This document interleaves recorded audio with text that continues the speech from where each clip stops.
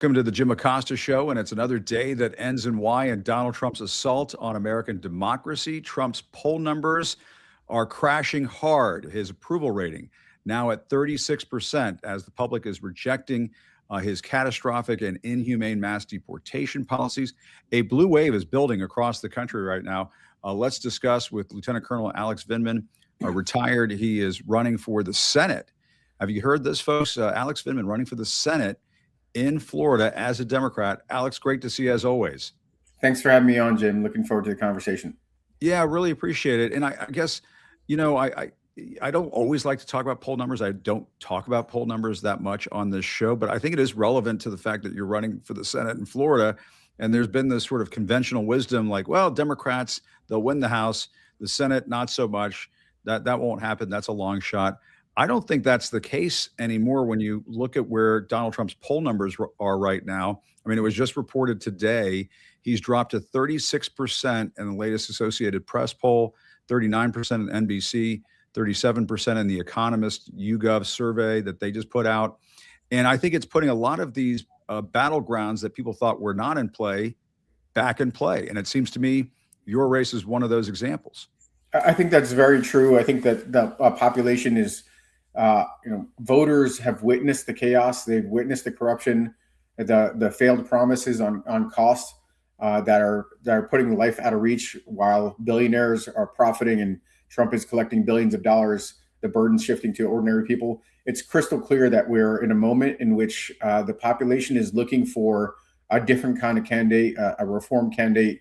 I'm running as somebody that's never ran for office before, a career military officer, served my nation overseas, defending it from threats, served in combat, received a Purple Heart, and reported corruption at the highest level. And I think folks are itching for somebody that will be a fighter in their corner, fight for ordinary Americans, ordinary Floridians against this, the ultra wealthy, the corporations, and the politicians they have in their pocket. And that's who my challenger is. Ashley Moody was appointed into her Senate seat. So I think we are in a unique situation where we could easily turn this page on, in Florida, what amounts to single party rule, and make sure that we have some folks that are working for the people. And frankly, for your viewers that are out there, if you're with me in this fight, please go to alexvindman.com and join me, and let's win this thing. Yeah, and Alex, I mean, there's a lot to talk about, and you're so right about what's taking place in Florida right now. It has been one party rule. But one of the things we should remind folks, you're famous for blowing the whistle on corruption during the first Trump administration, the infamous quid pro quo, where Donald Trump tried to strong arm Volodymyr Zelensky, the head of the president of Ukraine, into giving damaging information on Joe Biden. This feels like ancient history now, in exchange for weapons and so on. And you blew the whistle on that and testified at his first impeachment. And here we are. We maybe we'll see a third impeachment. Who knows, the way Donald Trump is going these days. Your thoughts on what we've witnessed over the last year and just this creep towards, not even a creep, a march towards authoritarianism in this country. Well, you said it exactly right. The administration is deeply unpopular. Folks are not even paying attention to the politics. This has nothing to do with Democrats or Republicans. It's the fact that, we have chaos in the streets. We have people that feel deeply insecure in their homes, in their neighborhoods, when people are getting gunned down by, what look like paramilitaries, heavily armed paramilitaries with a license to kill. And we see that being granted to them by our top leadership, cabinet secretaries, and the population has had enough of it. They've had enough of the fact that costs have gone up, and there's no confidence that we're headed in the right direction on that side. So I think we do have an absolutely unique opportunity to offer a severe rebuke to what amounts to an anti-American policy, an anti-American approach. And I think we are we're going to see that here in Florida. We'll see that in different corners of the country, and I'm very, very confident that we can win on the merits. But this administration doesn't want a fair game. They've been claiming that the elections were stolen in the past. No merits to those. All these things got thrown out of the courts. So now they're going to a completely different playbook. They want to try to steal elections. They want to go ahead and go to Fulton County Election Commission and confiscate all those ballots to concoct whatever story that they're trying to do. They want to put the squeeze on Minnesota to get their voter registration rolled. And that now they have the SAVE Act that is a law that they're trying to get signed that would compel states to turn over their voter registration rolls and disenfranchise folks that are bilingual, women that are married that change their maiden names, veterans that live, veterans as well as the military and their families that live overseas and vote by mail or absentee ballots. And vote by mail becomes almost a crisis situation because you have to submit your vote by mail as well as some sort of scanned identification. Imagine that burden on seniors. So I think that's what we're going to see. We're going to see a bunch of cheating in a cheaty way, and it's pretty awful. Yeah, I mean, he sent the FBI into Fulton County election headquarters to grab a truckload of ballots there. I think that's exactly right. They're trying to win this by hook or by crook. They try to redraw these maps in individual states. That's kind of backfiring on them, by the way. But the SAVE Act, you're absolutely right. They're trying to disenfranchise what they think are going to be Democratic voters.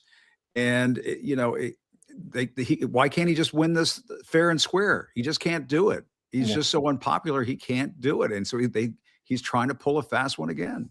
Sure. I think my opponent, this is her marquee piece of legislation. She hasn't done much. She's been an automatic yes vote for his entire radical, chaotic agenda, Ashley Moody.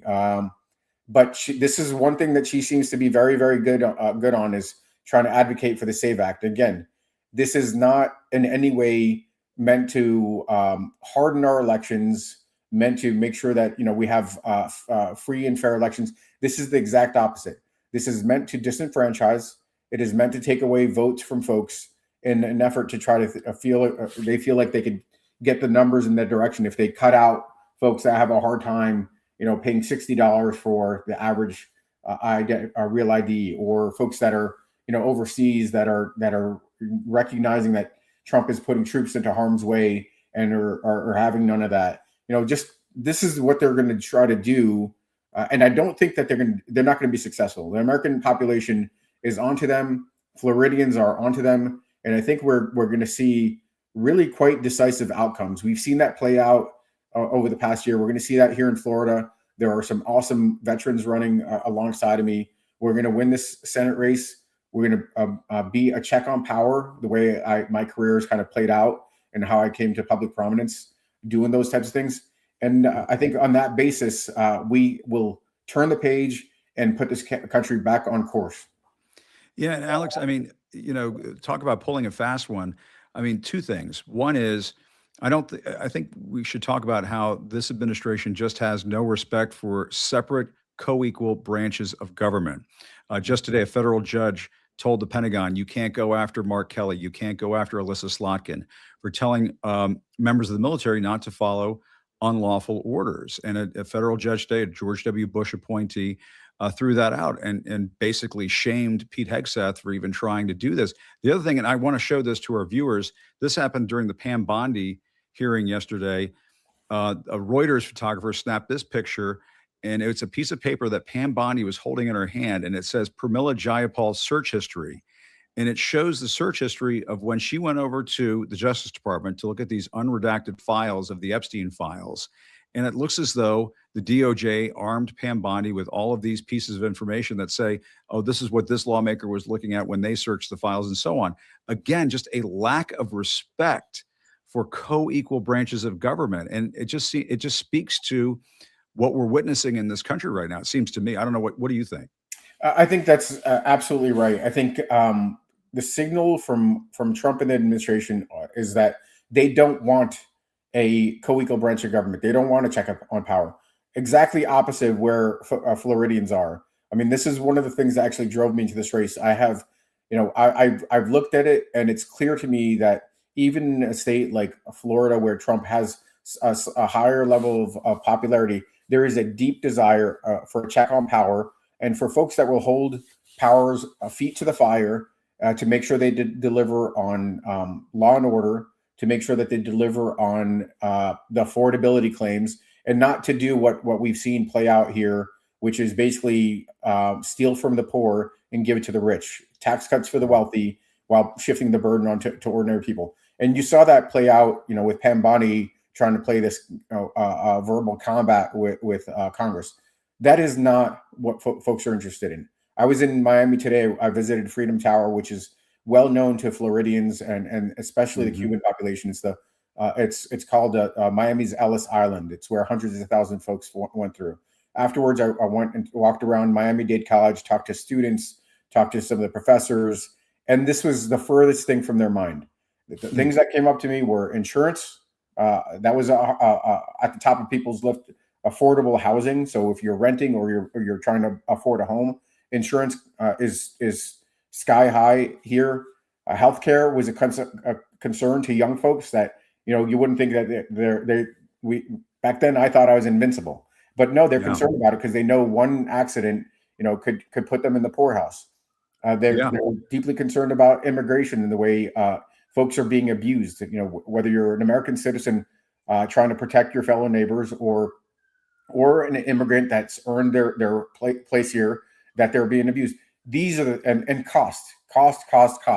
These are the things that are forefront of mind. That's why, when I talk to folks that we're going to end the chaos, crush corruption, and cut costs, that breaks through. People listen, and that's how we're going to win this thing. Yeah. And you brought up immigration. I mean, it seems to me that is an issue that is breaking through, no matter what side of the aisle you're on. When they see people getting gunned down in the streets of Minneapolis, they don't want that coming to a community near them. And you mentioned the Cuban population coming through Miami. That's where my dad came through back in the early 60s and so on when he came over from Cuba. But I'm wondering what you're hearing from folks in Florida when it comes to this ICE issue, because just about every day there are these crazy viral videos of ICE just beating the crap out of people. And it's just nuts. And I'm just wondering and detaining them, putting them in these awful detention centers. You've got Alligator Alcatraz down in Florida. I mean, if you had your druthers, would you want to shut down Alligator Alcatraz, as a United States Senator? What are your thoughts on all that? So, I come at this fundamentally from my long career in military service. I know when we were in combat, we were trying to win hearts and minds, even in a potentially hostile population. We treated folks with respect. We made sure that we looked to de-escalate amongst civilians. Woe be unto the folks that attacked us directly, but we would not look to pick fights with civilians. And that's not what we're seeing. We're seeing ICE that is aggressive, poorly trained, heavily armed, and sent in there with the belief that they have absolute immunity and could do whatever they want. That's a signals from the top. Now, of course, that's a deeply flawed premise. Those folks will be held to account, whether they recognize it or not. They'll be thrown under the bus, and they won't have immunity. But in the meantime, we're seeing a community brutalized, and nobody wants to see that. I mean, or very few Americans really want to see that, unless they're the most cultist folks. Most people want to see peaceful cities, peaceful communities that they live in. They're concerned about crime. Many folks are concerned about border security. We do have an obligation to know who comes into our country, but these are not criminals that they're going after. These are folks that have been contributing to the community. Yes, maybe they came in here under a different status, but these are not hardened criminals that deserve to be abused. And American citizens that are there, protecting communities certainly don't deserve to be gunned down. And what I think we need to do is, the Congress is taking some proper steps. Hold up the funding of DHS. Make sure that these folks demask. That's the objective here. That they're properly trained. That they are given the right orders to de-escalate. That is what we need. Tremendous reforms in a corrupted organization that, under former administrations, fulfilled its more narrow role, and we never really heard of them too much. It's now that they've been corrupted by Trump that it's really gone out of control. Yeah, I mean, it seems to me that if you don't have major changes, the public is just not going to be satisfied in all this. And Tom Homan, I guess he was up in Minnesota today saying that they're winding down their operations there, that they're basically finished in Minneapolis. But I mean, it seems to me that's not a good announcement, and that they could take this somewhere else. They could take it to Miami. They could take it to Tampa. They could take it to Orlando. And then what happens in those communities? Are we going to see the same kinds of tactics being used? You're exactly right, Jim. Yeah. I would just say, look, we saw this, the trail start with Los Angeles, which he called an enemy city, just because it had folks that didn't necessarily support him. He went to Minneapolis. I think this is something he's looking to do over and over, and unless there's a severe cost. Now, some of that's already coming through with the fact that there's just a blanket rejection of this approach, and that we're seeing this play out in small and local elections. We're going to see this unfold at scale in this November with just a broad rejection of this corrupt, chaotic agenda. But in the meantime, I think, frankly, I'm concerned it's going to get worse, and that he's without checks and balances, without a Congress, without a Senate, without actually Moody holding his feet to the fire, that he's going to get the signals that he could go ahead, push further, be more aggressive. And that's a dangerous situation for Americans to be in. And what lessons do you bring to the table, Alex, from that moment that you had in front of the country where you raised your right hand? I remember your book, Right Matters, your speech about in this country, right matters. It seems to me that is a message that really could translate in this upcoming campaign. That I think that's what America is all about. People want to hear that we still have some standards of decency and goodness in this country. And it's being ripped to shreds. Trump has put a for sale sign on the White House and is cashing in with every scheme you can think of, Bitcoin, AI, you name it. Building a ballroom, putting his name on the Kennedy Center, you name it. It's just totally nuts. What is it about your experience that you think prepares you for this moment? So I think the fact that my commitment throughout my adult life was to the public good, public service, defending our country against enemies, foreign and now domestic, and that my history as somebody that's fought for this country as a fighter, I think translating that to Floridians to make sure that they understand that, for the first time in a long time, I'm just channeled in the first time in forever. Sorry, as a Frozen reference, but that's a scenario in which people know that they have somebody in their corner. And if that's the one thing that they could walk away from, any of what they hear from me is that I am not beholden to special interests. I'm not beholden to mega corporations, to billionaires, to any political party. I'm going to do what I've always done, which is the right thing. And that's probably put me at odds. I know that's put me at odds with Donald Trump, but frankly, it's put me at odds with some of the Democratic leadership, because I've been critical of Democrats also. The most important thing to me is that we are fair, and we start delivering for a population that deserves better fundamentally. Yeah. So I think my background makes me very, very well suited to both win this campaign and to serve the 23 million Floridians here, and bring some order and fairness to the system. Yeah, and you mentioned Democratic leadership. What are your thoughts in terms of how the Senate should be led if Democrats take over the Senate? If I could put you on the spot a little bit there. Yeah, for me, it's going to be through the lens of what's going to be best for my 23 million Floridians. It's going to be somebody that is going to deliver on what I am fighting for, which is ending the chaos, crushing corruption, and cutting costs. I think we need to do something fundamentally about our healthcare system and expanding healthcare access, not shrinking it like this administration has done. I think this insurance issue seems like it's isolated to Florida, but it's not. Oh, yeah. It's cross-cutting, and we need a systemic fix, like frankly a safety net, like we have in a bunch of other different policy areas that the U.S. government could step in and help spread the risk. It's interesting if you think about the fact that Florida is the fourth largest economy in the country, about 1.7 trillion. A lot of our tax dollars actually go to support other states and kind of to help provide services in other corners of the country. It would be great if we could get something in return here in Florida, and that would be undergirding or supporting an insurance system that allows insurance to be affordable, so people could continue to come to the state and live here and fulfill the promise of retirement or having a beautiful sunny environment while you work and provide for your families.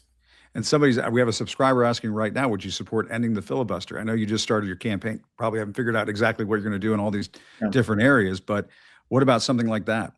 I'd be very thoughtful about it. I understand that the nature of the filibuster is to protect the minority. I think that's it's eroded. We've seen steps taken by the Republicans in power to erode some of those protections and allow appointments to go through in larger numbers. I think it's important to make sure that we do, in fact, protect this idea of the minority voices, regardless of which party is in, that they get a kind of a say, and that their constituents, in my case, 23 million people, their voices heard, even if they happen to not be in power. At the same time, I fully understand the urgencies and watch this play out. We could have ended up in a completely different world when Democrats had control of the Senate, and there was an appointment, potentially a Supreme Court appointment, and they decided to cast away the filibuster. They didn't do that. I think it's important these things are there for a reason. They've lasted, they've withstood the test of time. This is not written in stone.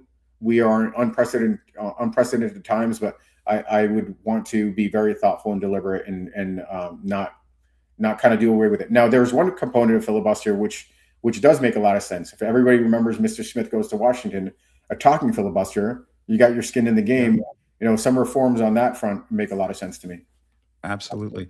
And thoughtful and deliberate. We're not getting a whole lot of that these days, Alex. So hopefully you can inject that back into Washington. But always great to talk to you. Next time we do this, I want to get into what Trump's been doing with our allies overseas, unless you had a final thought on that. I mean, the thought of, we got the time, let's do it. I mean, Trump talking about invading Greenland and blowing up NATO. I know this is near and dear to your heart because you've been on the forefront in terms of fighting for Ukraine to have the weapons that they need to defend not just their own country, but defend democracy globally. Your thoughts on what Trump's been doing on the world stage? You hit the nail on the head, frankly. I think the fact is it's not necessarily just about Ukraine. It's about defending democracies around the world, our fellow democracies in Europe. The bottom line here is that Trump has been the best friend to our adversaries and the worst enemy to our traditional allies. I think Americans understand one very fundamental thing, that it's a dangerous world. And in this dangerous world, the bad guys are working together and the good guys need a strong team. And I think that there's a fundamental rejection of this idea that we could go it alone and that we could just go ahead and throw all our allies aside. That makes no sense. Is it the forefront of mind? No, it's costs, it's corruption, it's chaos. But these are premises that I think our electorate fully understands, and we should make sure that we have a tough team, because I think that the Russias and the Chinas and the adversaries out there are looking for an opportunity to come after us, and we can't have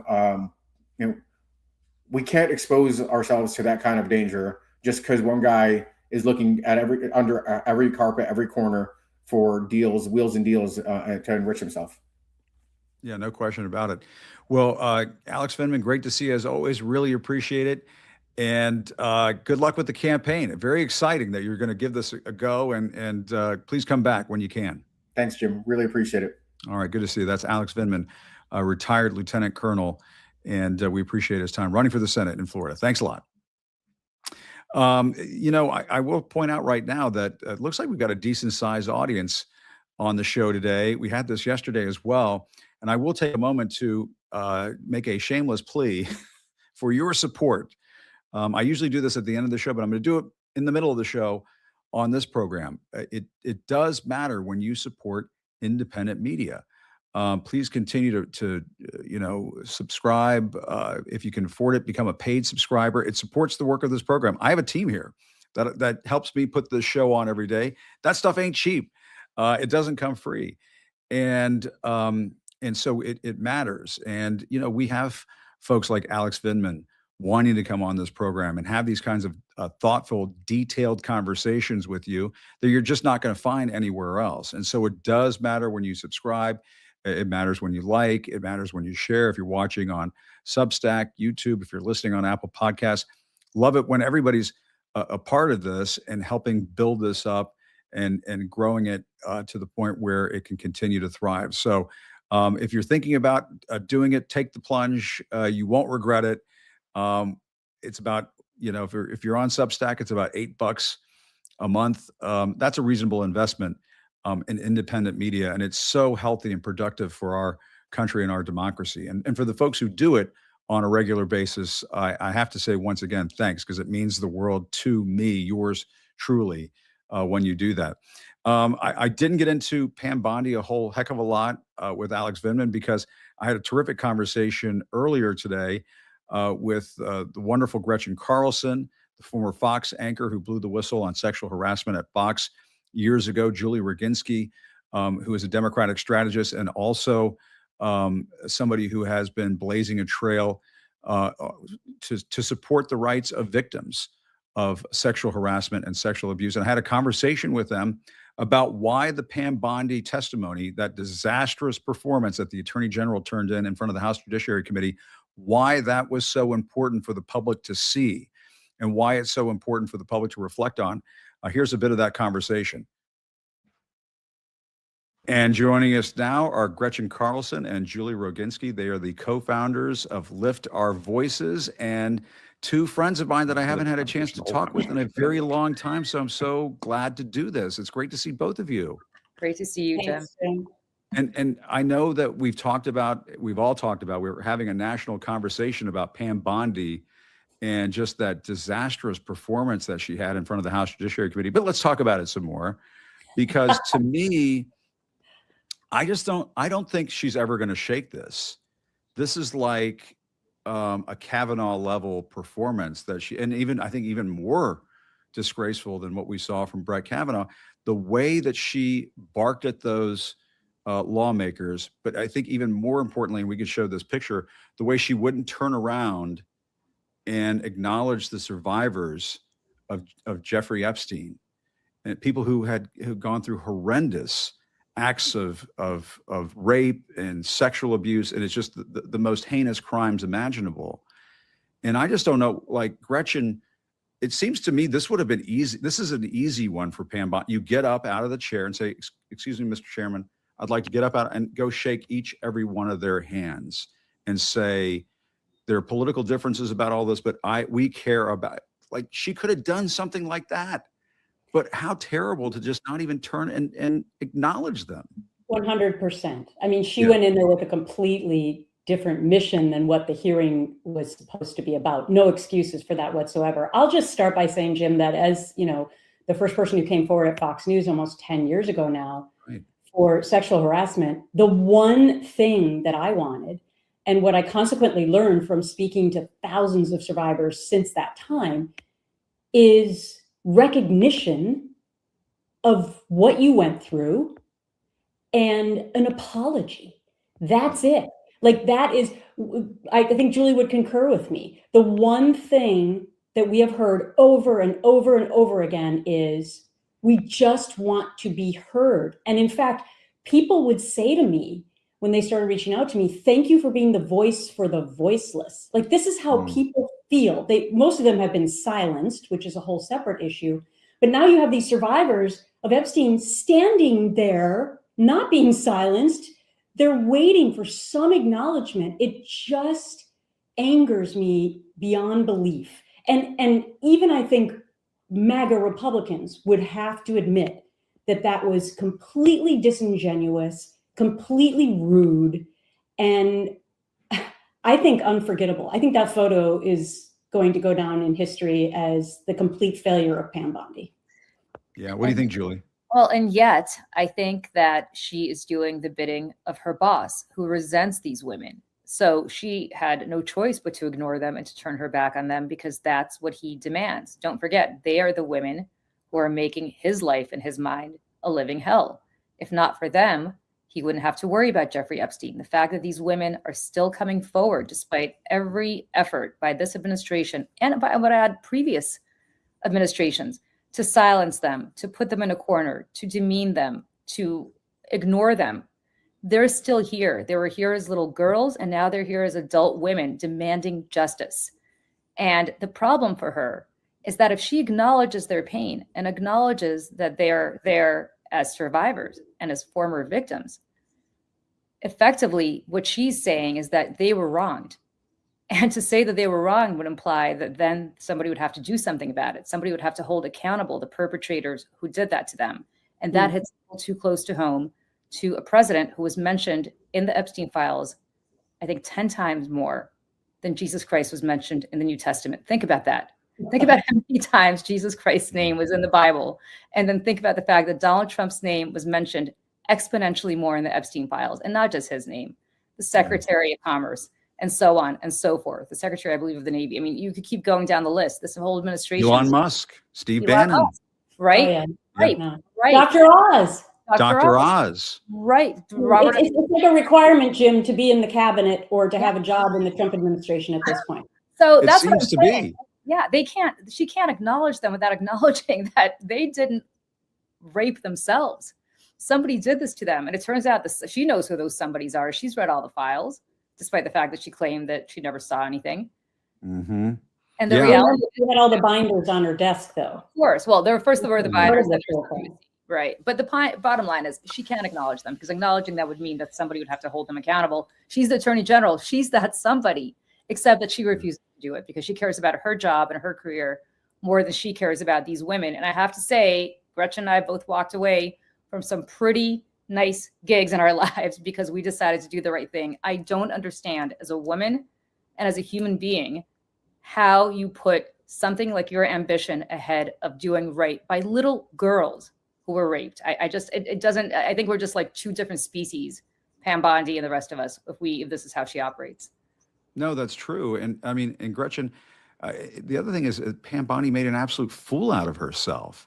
There's the soundbite where she's talking about the Dow hitting 50,000. I think she said $50,000. Do we have that soundbite? Can we play that? Dow was over $50,000. I don't know why you're laughing. You're a great stock trader, as I hear, Raskin. The Dow is over 50,000 right now. The S&P at almost 7,000. And the NASDAQ smashing records. Americans' 401ks and retirement savings are booming. That's what we should be talking about. We should be. It's crazy. What does that have to do with the Epstein files? I know. It's like loud voices. It's that meme, you know. It reminded me of Kimberly Guilfoyle screaming at the Republican National Convention the first time around. Remember? Oh, God. The best is yet to come. I have to said tell it was you, the worst. Yeah. I literally heard that particular part of Bondi's testimony when I was driving yesterday. I had to pull over on the side of the road because I had to say something on social media. I was like, what in God's name is she talking about with the stock market when we're talking about survivors sitting 10 inches behind her? It was the most ridiculous thing. But I do have to say that you have to find levity in all of this, because otherwise you'd cry all day long. That's right. And the one thing that I've been laughing at is all of the people who've been writing now on social media about all their transgressions, and they're blaming it on the fact that Dow went over 50,000. That has kept me laughing, while the rest of us, should be crying at how horrible the situation is. Well, yeah, I mean, and in that vein, every time I hear her talk, I think of Ricky Bobby's wife in Talladega Nights. I'm a racer's wife. I don't work. I mean, that's what I hear whenever she speaks. But I mean, Julie, if you don't laugh, you'll cry, as Gretchen is saying. But this was, and to what Gretchen was saying earlier, I don't think that this even worked with MAGA. I think this was just an epic fail. It was just like crashing and burning in a spectacular way. You gotta, I wouldn't say pity Pam Bondi, but you gotta think about this, right? Pam Bondi is incompetent at being a good supporter of Donald Trump. First, she said she had the Epstein files at her desk. Right. All of a sudden, that became a freak out for Trump. So she had to pedal it back and say that they don't exist. There's nothing to see here, right? That, of course, made this an even bigger scandal. Then all of a sudden, all of this comes out and she doesn't know what to do. So she decides to pull her best Trump thing. Trump instructs her to indict Jim Comey. She fails. He instructs her to indict Tish James. She fails. He instructs her to indict Alyssa Slotkin and to indict Mark Kelly and Jason Crow and all these other members. And she fails. I mean, she's basically a failure at a MAGA attorney general, not because she's not trying, but because she's not good at it. So the only thing that she could do yesterday is do this Hail Mary pass where she shows up, starts calling Jamie Raskin a loser, incompetent lawyer. I mean, okay. Or liar. Harvard magna cum laude. Yeah, Right. a Harvard Law School, trained lawyer who was a constitutional law professor, calls him Raskin, tells Jerry Nadler, who, might like him or hate him if you're a Republican, but was the chairman of the Judiciary Committee for a very long time, starts demeaning him, has this burn book out on everybody, accuses Becca Balint, whose grandfather perished in the Holocaust, of being an anti-Semite. I mean, nothing we Jews love more than to be goy-splained by people like Pam Bondi. But I mean, all of this is what she's doing. She's doing it incompetently, and she's trying to do it like Trump. But the problem is that there's only one Donald Trump. And it only works for him, and it doesn't work for her. And so she's not even good at that. So if you're Trump, how much longer are you putting up with this, right? A for effort, but she didn't quite succeed. Yeah, but what's really interesting, Julie, is that we've seen the same pattern with Kristi Noem. She went out there and it was in total dumpster fire. And now we have Pam Bondi doing the same thing. And yet, and yet they keep doing it. One might think that Kristi Noem's doing it because she thinks she might become the next MAGA president after Donald Trump. I'm not sure why Pam Bondi, what do they have? What does he have on them that they feel like they have to destroy their lives to keep up with these antics? I guess they're in so deep. Well, I'll tell you, I mean, some of this is, I can tie this to some of the reporting I did when I was covering the White House the first time around when Trump was there. He collects people who really wouldn't be able to get these gigs otherwise. They're damaged goods because of, previous things that they've had in their careers that has been a train wreck. And he collects them and puts them in these positions that they would not have otherwise. And they know that the clock is ticking. They're basically disposable parts, Julie. And they know full well that if it weren't for Donald Trump, they wouldn't be at the cabinet meeting fawning over him like the dear leader. And so they've got to play this part. They've got to do this. And some do it more successfully than others, but they're all going to end up like Rudy Giuliani. They're all going to end up like Michael Cohen. They're all going to get kicked to the curb. Yeah, but I think also, look, if you're a Pam Bondi, you made a fortune. I mean, a fortune during the interregnum. I mean, she was lobbying for the GEO Group, which has $1 billion contract over Newark, New Jersey, at Delaney Hall for detention. I mean, all of these people have made a tremendous amount of money off of MAGA. And if you're kicked out of MAGA, not only is your career over, but also your pipeline to riches is over. So right now, they're in for a penny, in for a pound. She's got no choice. She's got to suck up to Trump, because without him, where's she going to go? Yeah. And let's talk about your group, Lift Our Voices, and why you're doing this important work right now, Gretchen. Yeah, thanks, Jim. Well, I started off in the business, you and I together years ago at CBS when we were cub reporters, and then little babies. We were babies, still are. And then went over to Fox News for Ambition because they wanted to do a Monday through Friday morning show. So had 11 years there, idea of what was going to eventually happen to me there. But after I came forward, I started hearing from all these other women, and I realized that there were two epidemics.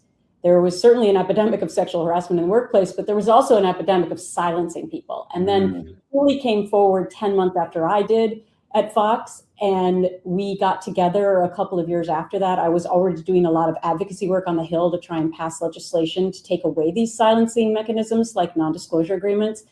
And so we formed Lift Our Voices in 2019. Since that time, we have passed 2 federal bipartisan laws in this most hyper-political time of our lifetime. That's great. So for sexual misconduct survivors, you can't silence them anymore through forced arbitration. They have to go to court now, which is a much fairer process, and you can't silence them with NDAs.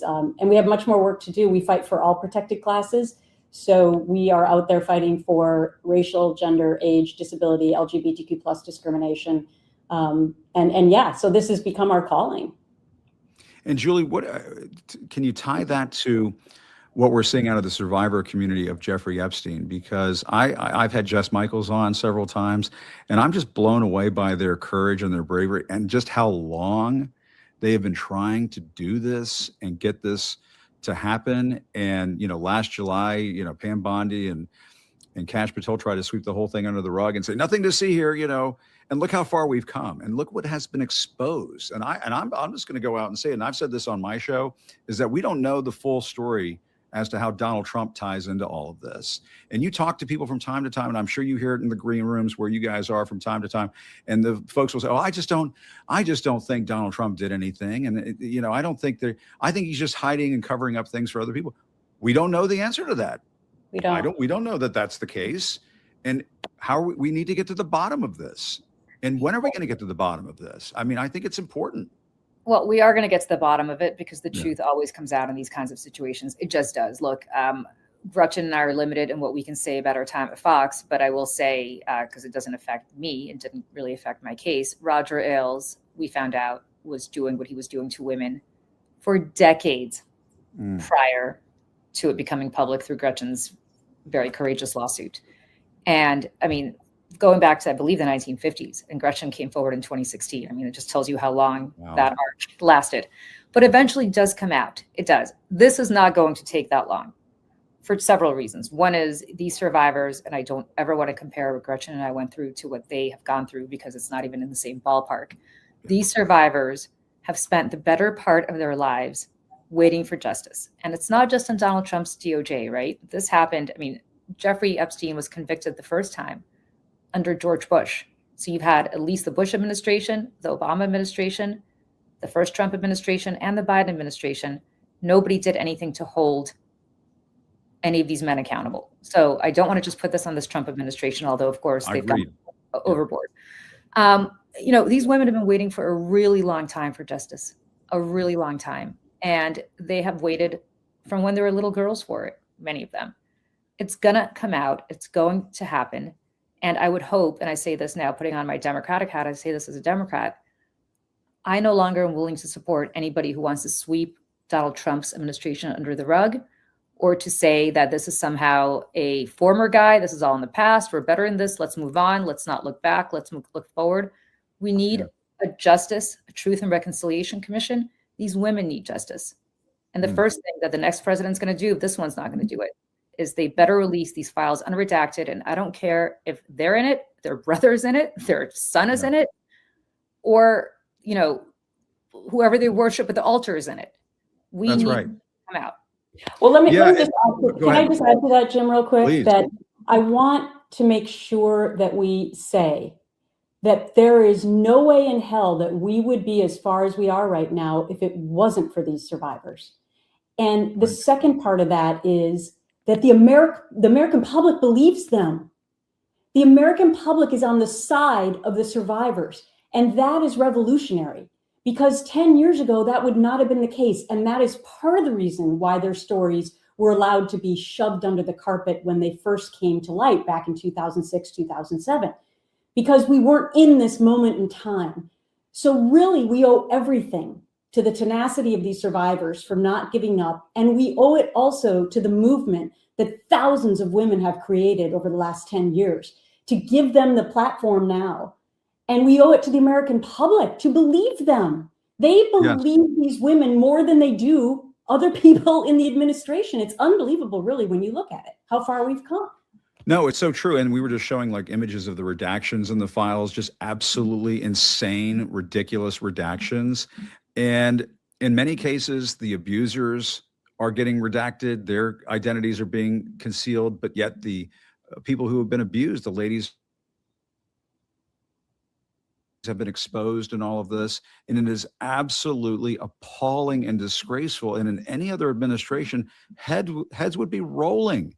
And to your point, Julie, what you were saying earlier about Democrat versus Republican, it reminds me of when remember when Ghislaine Maxwell took the Fifth the other day, and her lawyer puts this thing out that says, well, she'll sing like a canary if you can just give her clemency. And oh, by the way, she says that Donald Trump and Bill Clinton didn't do anything wrong. As if, if we let the Republican off the hook and the Democrat off the hook, easy peasy. lemon squeezy. We can all just move on with our lives. Screw that. My sense of it is that if Bill Clinton is in hot water, I don't give a shit. Let him be in hot water. Democrats, Republicans, we don't care. You shouldn't be in those goddamn files doing these things to these young girls. And I just think, Julie, I let the chips fall where they may. I've been saying this all along. And it's the only way to send the message. And it can't just be the Victoria's Secret guy. We need to find out. We need to get to the bottom of all of this. Yeah, I mean, we always say, I mean, Gretchen, I always say this is actually, I'm stealing Gretchen's line here because it's really hers. So I'm sorry for stepping on you on this one, Gretchen. But nobody asks you what your political affiliation is when they decide to harass you or assault you, right? They just do it. I mean, Gretchen's it's about power. It's about power. Yeah. And these girls were too little to have any kind of political affiliation, some of them, when they were harassed and raped and abused by God knows who. We don't know who. And again, I don't care if these are the biggest philanthropists on earth. And I don't care if they're former prime ministers or former presidents or current presidents or royalty or the guy who works at the bodega down the street from me. I doubted that because he couldn't afford it. But whoever it is, it doesn't matter. Let the chips fall where they may, because this is not a partisan issue. And I think what you're seeing is a very good sign, except for the most MAGA of MAGA. And really, this is like the cream of the MAGA crop, except for them who just believe everything Trump says, even MAGA. I mean, even you have Eric Erickson, people like that saying, you know what, enough. If Pam Bondi is going to redact this, fire her. Just get rid of her. And you're seeing that more and more and more. Joe Rogan people, I mean, all of these people are saying this. People who otherwise were Trump supporters are saying this because even they can't stomach this kind of behavior. It doesn't matter. This is everything MAGA's ever. You want to talk about the swamp? This is the swamp, right? The very thing that MAGA ran against. You know, the only other in the swamp. The thing I think will go down in history on this, though, Jim, is Ro Khanna and Thomas Massie. The idea that they came together again in the most hyper-political time of our generation and said, this sucks, and we're going to do something about it. They have stuck their necks out there at all costs. We know what that's like. Yeah. And they have done that. And you've had the most unlikely heroes in this. I mean, look at Marjorie Taylor Greene. Yeah. You know, look at Nancy Mace. Like, these people, they've got a 40 gazillion other flaws. And I don't agree with probably Lauren anything Boebert. they're talking about. But on this, they had a feeling about it, and they said we're going to get to the bottom of it. And as far as I'm concerned, Ro Khanna and Thomas Massie should be the ones getting the Nobel Peace Prize, because they have gone out on a limb for their political careers and everything else included, and faced fire like none other, and they've stuck with it. And I think the tide's turning where, to Julie's point, even some of these MAGA people are starting to say, you know, maybe they're right. Yeah. No, the tide is turning, and it's turning in part because of the work that both of you do and the commitment that you have to seeing these kinds of abuses come to an end and this kind of behavior come to an end. It is absolutely a must for our society to move forward. And I respect the both of you so much, and really thank you for coming on. Really appreciate it. Thanks for doing this. And it's so great to catch up. We could keep going on like this, I'm sure, but I won't do that to you. But thanks a lot. Really appreciate it. Gretchen, Julie, great to see you. Thank you. You too. Yeah, really great in there with both of them. And it's just so important to continue to talk about this. And for folks who regularly watch this program, you'll remember it was last July that we hopped on Epstein Gate. We haven't stopped since. We've been holding their feet to the fire. We're going to continue to do that until we have accountability, until we have consequences for the people who have been victimizing these women all these years. And I do want to switch gears to something else that Donald Trump apparently just said a short while ago. We tend to, because he's, aiming this fire hose of insanity at our faces every day, we move from one thing to the next pretty quickly. But it was just about a week ago that Donald Trump, the president of the United States, posted a racist video of the Obamas depicting Barack and Michelle Obama as apes. And it was absolutely disgusting, absolutely disgraceful, absolutely racist. I've said on this program many times, I'll say it again right here, Donald Trump is a racist. You can't tiptoe through the tulips on this. It is what it is. It's who he is. And apparently a reporter asked him, and you'll remember in the fallout of that, the first White House press secretary, Caroline Leavitt, said, oh, it was, this was a video, a meme, take your faux outrage somewhere else. They defended it and said that the critics were engaging in faux outrage. And then when that didn't work, a few hours later, they blamed it on a staffer, an unnamed staffer, and said it was a staffer who put this post out that Donald Trump put out on his Truth Social account. And of course, they deleted it too. That was the other thing. Well, Donald Trump was asked about this. He was asked, "Oh, did you go and fire that staffer who posted this because it was a disgusting, disgraceful thing? Surely you must have fired this staffer." Here's what Donald Trump had to say. Or discipline that staffer who posted the video from your account that included the Obamas? No, I haven't. That was a video on, as you know, voter fraud, and fairly long video, and they had a little piece and had to do with the Lion King. It's been very well. It's been shown all over the place long before that was posted, but that was a very strong, and I'm sure you saw it, a very strong piece on voter fraud, and the piece that you're talking about was all over the place many times. Yeah, the only fraud in all of this is Donald Trump. Donald Trump is the fraud in all of this. Did you notice how he raced past, did you fire or discipline the staffer? Oh, no. And then he went on to talk about this phony issue of voter fraud. Of course, Donald Trump did not fire the staffer. There was no staffer to be fired in all of this. The White House is lying. The White House is gaslighting. Donald Trump is gaslighting you and lying to you that there wasn't any staffer to begin with. This was his post. He posted this tweet as a part of, umpteen other posts and Truth Social tweets that he put out that night, on the night that he did this. There is no staffer to fire. He's the staffer. He's the White House staffer who posted it. Make no mistake. And the only lying king here is, not Lion King, but lying king here is Donald Trump. He lies constantly. He lies in the way that you and I breathe oxygen. It's all he does 24 hours a day, 7 days a week. And when he talks about voter fraud, make no mistake, folks, please understand, voter fraud, and we've talked about this thousands of times on this show, there is no widespread voter fraud in this country. It doesn't exist. It's never been proven to exist. It's never been substantiated. And these are the lies of a madman who is out of control, who wants to figure out a way, by hook or by crook, to steal the midterms, to make sure that he is not held accountable for what he has done to this country since coming back into the White House in January of last year. He doesn't want to be held accountable for the deaths, for the killings, for the murders of Renee Good and Alex Preddy. He doesn't want to be held accountable for what ICE has done to this country. He doesn't want to be held accountable for not bringing in costs under control, as he promised that he would do as president of the United States. He doesn't want to be held accountable for decimating healthcare in this country. Doesn't want to be held accountable on a whole slew of things, for covering up the Epstein files, for sending out Pam Bondi to give that shameful performance that she gave in front of the House Judiciary Committee. He doesn't want to be held accountable for any of these things because he knows what is coming.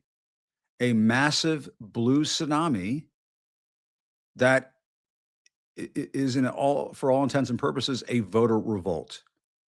When the polls are showing Donald Trump's popularity right now in the mid to high 30s, that's toxic. He's about as popular as Jeffrey Epstein right now, and it's getting worse by the day. And so, I said this last week, I'll say it again, we can't be distracted, obviously, when he posts repugnant, disgusting, disgraceful things, as he did last week when he posted that racist image of the Obamas, a real first couple, a classy first couple, a first couple that we can be proud of as Americans. And this has nothing to do with Democrat or Republican, folks. It has nothing to do with Democrat or Republican. There have been presidents and first ladies from both sides of the aisle that we can say, you know what, I may not agree with these people, but I'm proud that they are leading this country. I'm not ashamed of them, that they lead this country. I'm not ashamed of my country because they're the ones who are in the White House. But Donald Trump is the Lion King, not the Lion King, the lying king. He peddles lies day after day after day. They are his most potent weapon, ladies and gentlemen. And we cannot succumb to his lies. And it goes back to what I said when I left my old place and I started doing this over a year ago. Don't give in to the lies. And so when he goes out in front of the American people and he tries to say, oh, no, we didn't fire that staffer, this was all about voter fraud, don't fall for it. And I know you won't, but tell your neighbors, tell your friends, don't give in to the lies. Don't fall for this stuff. All he's trying to do is get out of the way of what's coming. And it is certainly coming. My thanks to Alex Vindman for coming on the show today. Remember, he is running for the Senate as a Democrat in the state of Florida. You can Google him and look up his campaign. I want to thank Alex Vindman for coming on the program. Also, it was great to reunite with Gretchen Carlson and Julie Roginsky, some folks that I used to talk to all the time at my old place. Hope to have them on here. It was a great discussion, so I hope to have them on again here in the near future. But I've said it once, I'll say it again. Thanks to all of you who support this program on a regular basis. It means the world to me. It makes such a huge difference. When I can hear from my staff, we've got a pretty good audience watching and listening to the show today. And when you guys, when you guys reach into your wallet and support this program and do what you can to support independent media in this country, I'm going to tell you, and this is no BS here, this is no Lion King here. You are making this country a better place. You are making America a better place. Supporting independent media, that is how we're going to get out of this, ladies and gentlemen. We can't rely on the corporate press anymore. We can't rely on legacy media anymore. They have their place. There's no question about it. And some of the folks there do a good job. But without independent media here, not only holding Donald Trump's feet to the fire, but holding the corporate media feet to the fire, we're not going to get through this without a strong and thriving independent press and media in this country. So thank you so much for supporting it. It means a lot, means the world to me. And I think it helps this country. It gets us moving in the direction of saving this country. So thanks for what you do. Really appreciate it. As you could probably tell, yes, I am in California still, operating out of a different hotel room today. But I'm in the wonderful city of San Francisco and had a great cioppino at a restaurant that is famous here. And it was just an absolutely wonderful place to go have some dinner. And whenever I come back to San Francisco, always so many friendly people come up and thank me for what I do. You know, it was a year ago. I was here a year ago doing one of these conferences, talking to an audience of folks who had come to listen to me talk about free press issues. And it was a year ago that folks were like, "What's this Substack thing? Where can I find you? Are you on YouTube? What's happening?" I'm here a year later talking to the same group of folks, and they're saying, "Hey, I'm a subscriber. I watch you here. I watch you there. These are the places where I get you." It's amazing how much progress we've made in just a year's time, and we want to keep on making that progress. So really appreciate it. But in the meantime, still reporting, this time from San Francisco. Thank you so much for watching. I'll see you next time.